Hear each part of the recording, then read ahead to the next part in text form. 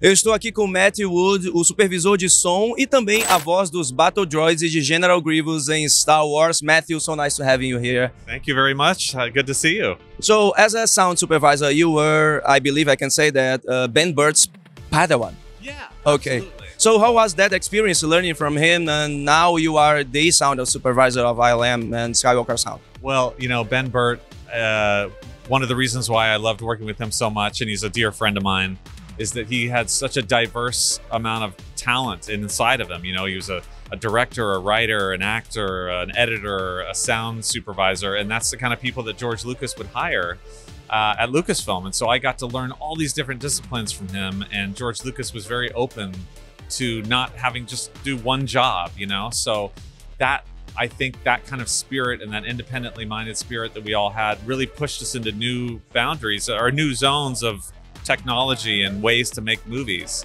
And so it was nothing but a dream for a young, you know, I started at Lucasfilm when I was 17, and I'm still there now. It's been 32 years, but it was a dream for me to be able to learn so many disciplines and have so much experience and be exposed to incredible artists to make these movies that a lot of people saw. So that was it was just a great all-around place to be.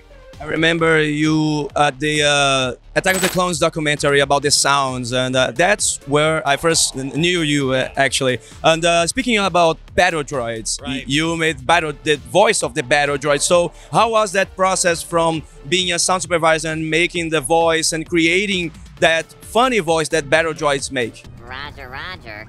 You know, the Battle Droids, once again, are synonymous with Ben Burtt.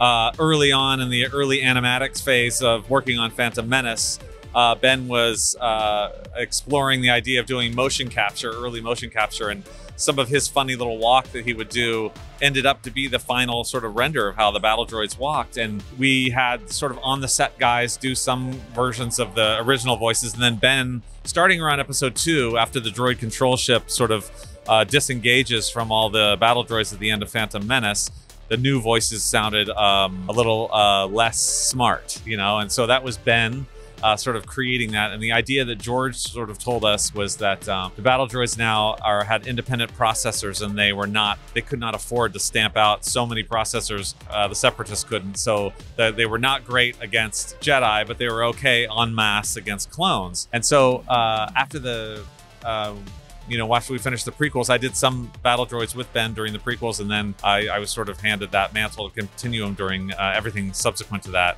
And I just love the fact that they don't have a mouth, allows us to add little jokes and things, so we don't have to reanimate anything. So since I work in post-production, I get to see what's happening, and I could be, I can put a little joke there, a little joke there, and Dave Filoni was very receptive to that, so was George when we made the Clone Wars. And then it's continued all the way on to now, and, you know, I'm putting... there was a whole bunch of Battle Droids in the Jedi Fallen Order sequel, the Survivor game. There's a whole bunch in there. We just had some on Mandalorian, you know, with the, you know, I wouldn't do that if I were you, sir. Roger, roger. You know, that I love that stuff. I really do. That's great, Matt. And one final question about General Grievous. So you are also General Grievous, and then I find his voice like peculiar, I can say.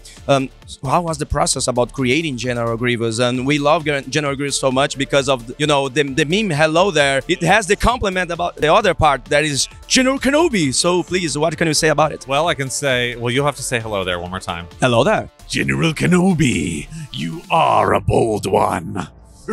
Kill him. There you go. Nice. That's really good. From the man himself.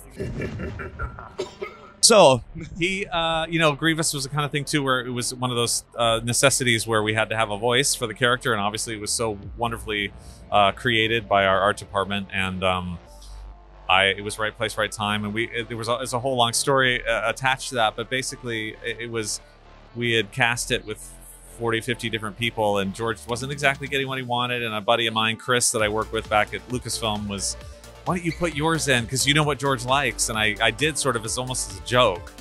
And but I got lucky, and George picked my name. I mean, he picked it under a different name. I didn't put my actual name on it because I didn't want him to know that it was me.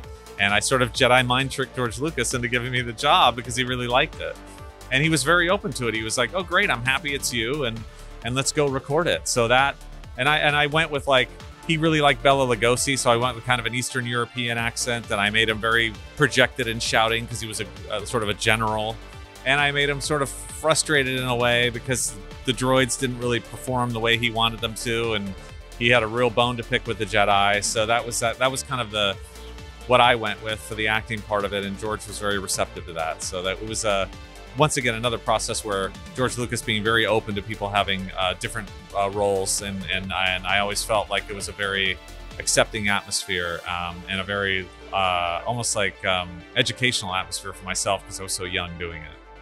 Great, Matthew. Thank you very much. I hope we will have you someday in Brazil. I would love to come to Brazil. I would love to come to the Comic-Con. Pedro Pascal said so many great things about it, so I'd love to see. Yes. Let's make it happen.